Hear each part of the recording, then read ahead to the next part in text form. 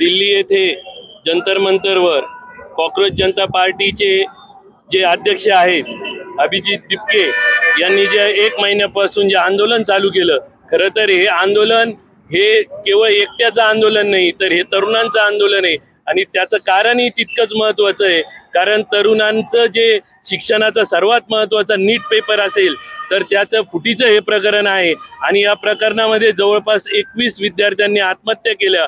भारतभर जो जनाक्रोश तयार झालेला आहे त्याचं कुठंतरी एक आंदोलन शांततेत चालू होतं. आणि त्या आंदोलनाचं सगळ्यात महत्त्वाचं उद्दिष्ट हे होतं का या सरकारने, या BJP सरकारने त्याची जबाबदारी घ्यावी आणि जे शिक्षण मंत्री आहेत केंद्राचे, जे धर्मेंद्र प्रधान यांनी राजीनामा द्यावा. आणि त्यासाठी जे आंदोलन चालू होतं आणि त्या अमानुषपणे त्या विद्यार्थ्यांवर त्या ठिकाणी जंतर मंतरवर लाठी हल्ला झाला, अनेक विद्यार्थी त्यामध्ये जखमी झाले, अनेक महिलांवर काय अत्याचार झाले, संपूर्ण भारत बघतोय. आणि आजही मोठ्या प्रमाणात आंदोलन सुरू आहे. आणि त्या आंदोलनाला पाठिंबा देण्यासाठी येवला शहरात हे सर्व विद्यार्थी बाईक रॅलीने या ठिकाणी निषेध नोंदवत आहे. आपला शांततेच्या पद्धतीने निषेध नोंदवत निवेदन देणार आहे. पण येत्या काळात जर हा राजीनामा झाला नाही तर प्रत्येक गावात, प्रत्येक खेड्यात हे आंदोलन उभं राहिल्याशिवाय राहणार नाही. हीच परिस्थिती आज आहे. गेल्या 2-3 दिवसापासून देशात जो काही प्रकार त्या ठिकाणी चालू आहे, ज्या प्रकारे विद्यार्थ्यांना बेरहमीने मारहाण करण्यात येत आहे, ही अतिशय त्या ठिकाणी घातक व निंदनीय गोष्ट त्या ठिकाणी आहे.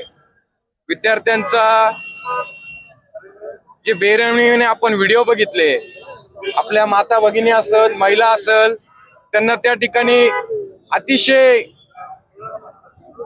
त्या ठिकाणी निंदनीय त्या ठिकाणी पोलिसांनी त्या ठिकाणी मारहाण केली, हे अतिशय त्या ठिकाणी चुकीचं त्या ठिकाणी आहे.